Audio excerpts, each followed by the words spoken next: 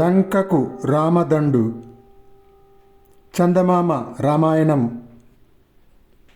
యుద్ధకాండ నుండి.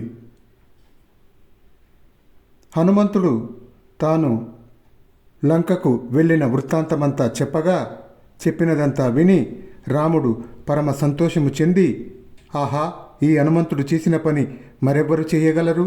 ఇతరులు తలపనైనా తలపలేరు కదా. సముద్రాన్ని దాటటం గరుత్మంతుడికి, వాయుదేవుడికి, ఈ హనుమంతుడికి తప్ప మరెవ్వరికీ సాధ్యమయ్యే పని కాదు. అంతతో పోక ఈ హనుమంతుడు దేవతలకు సైతం ప్రవేశించరాని లంకను ప్రవేశించాడు. ప్రవేశించడమే కాదు, ప్రాణాలతో తిరిగి వచ్చాడు.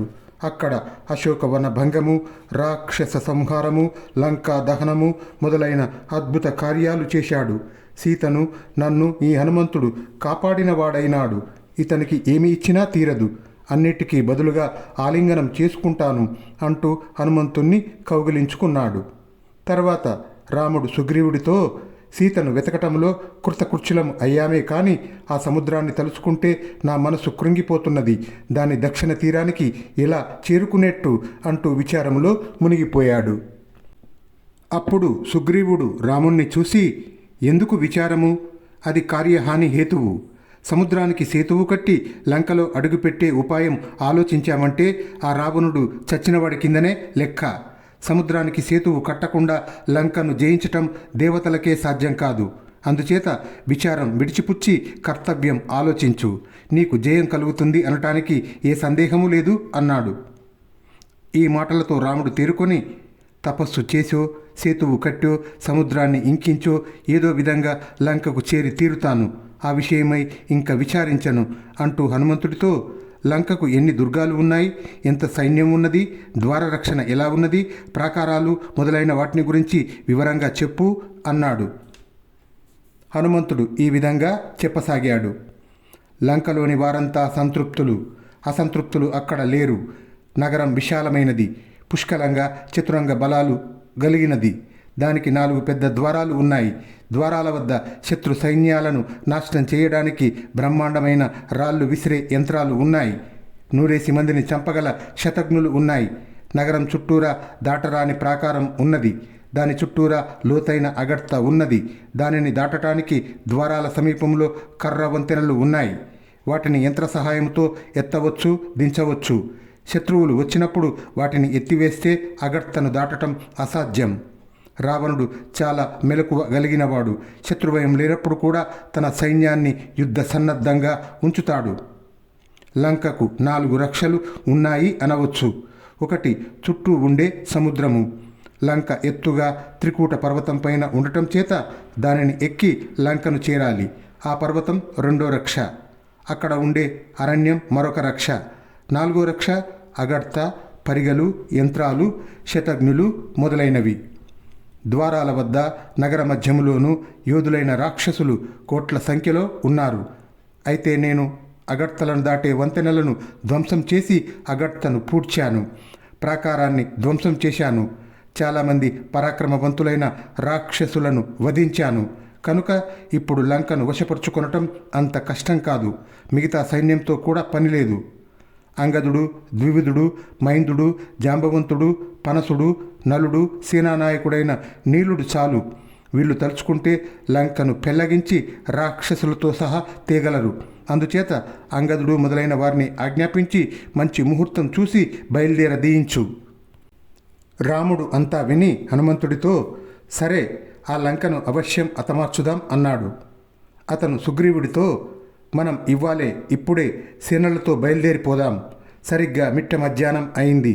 ఇది అభిజిత్తు అనే ప్రశస్తమైన ముహూర్తం. కార్యసాధన అవుతుంది. అదిగాక ఇవాళ ఉత్తర పల్గుని నక్షత్రం. నా జన్మ నక్షత్రం పునర్వసు గనుక ఇది నాకు అనుకూలం. ఇంకా అనేక శుభలక్షణాలు అగుపిస్తున్నాయి. కనుక వెంటనే బయలుదేరదాం అన్నాడు. వానర సేనలో ముందు ఎవరుండాలో, దాని పార్శ్వాలను ఎవరు రక్షించాలో, ఏ వానర యోధుడు ఏ పని నిర్వర్తించాలో, మార్గ మధ్యములో శత్రువులు అవంతరాలు కలిగించకుండా ఎలా జాగ్రత్త పడాలో రాముడు వానర సేనా నాయకుడైన నీలుడితో చెప్పాడు.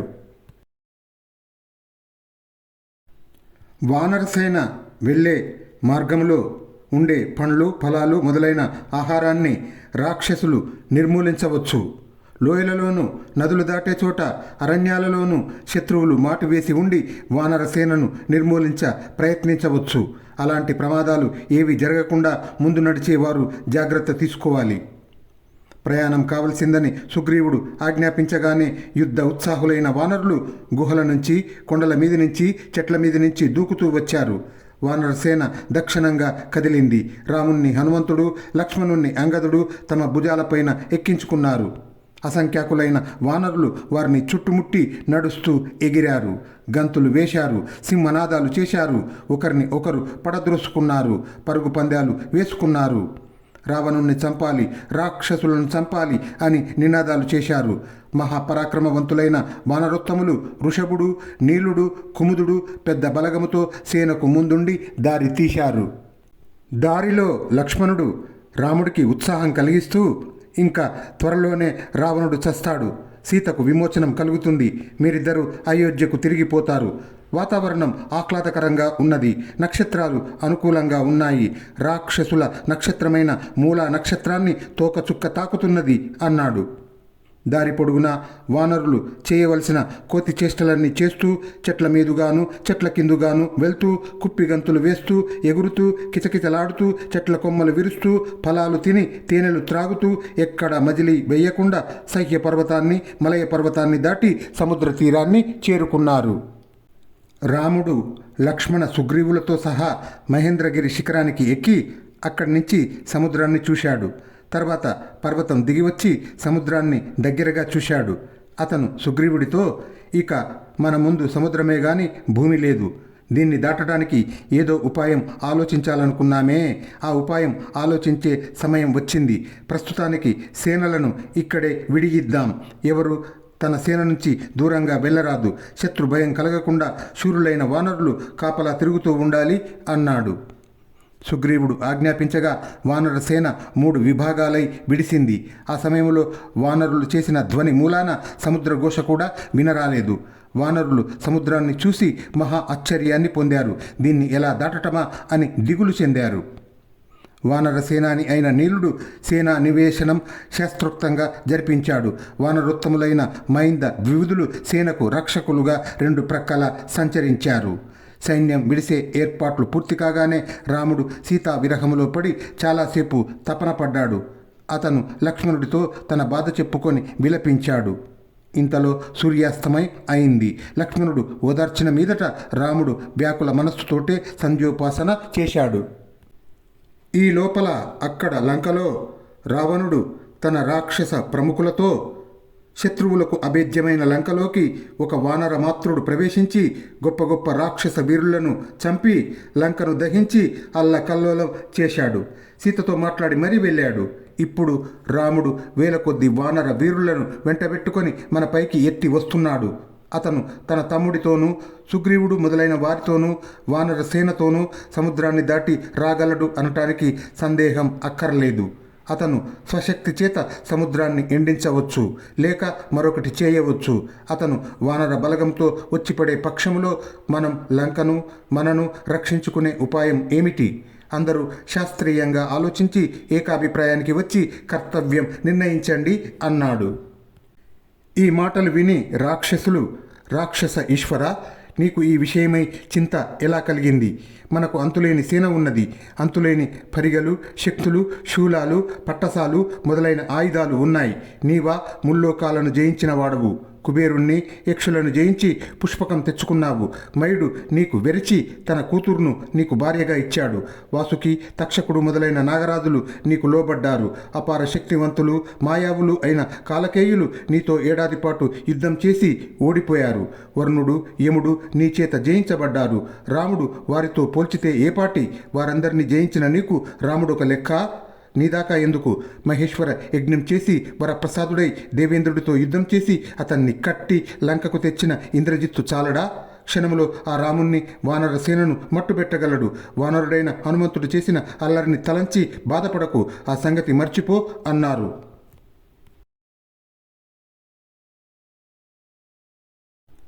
వెంటనే ప్రహస్తుడు లేచి రావణుడికి నమస్కారం చేసి, దేవ దానవ గంధర్వ పిశాచాదులకు భయపడిన మనం కోతులకు భయపడతామా? మనల్ని జయించే వాళ్ళు లేరన్న అలక్ష్యంలో ఉన్న కారణం చేత హనుమంతుడు అల్లరి చేశాడు. కానీ నేను జీవించి ఉండగా వాడు ప్రాణాలతో లంకను దాటునా?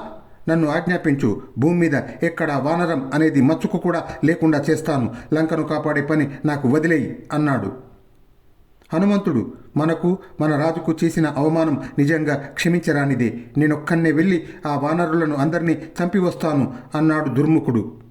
వజ్రదంష్ట్రుడు కోపం వెళ్ళగక్కుతూ ఇనుప గుదియ ఒకటి చేతబట్టి, అర్ధరాత్రి వేళ దొంగలాగా వచ్చిన ఆ హనుమంతుడితో ఏమిటి? నేను వెళ్ళి నిజమైన శూరుడైన ఆ రాముణ్ణి లక్ష్మణ సుగ్రీవులతో సహా వధిస్తాను. రాజా, మరొక్క మాట చెబుతాను. మనం శత్రువులను ఉపాయంతో జయించవచ్చు. కామరూపులైన మన రాక్షసులు వేల సంఖ్యలో మనుష్య రూపం ధరించి రాముడి వద్దకు వెళ్ళి మమ్మల్ని భరతుడు పంపాడు, ఆయన పెద్ద సేనతో వస్తున్నాడు అని చెప్పాలి.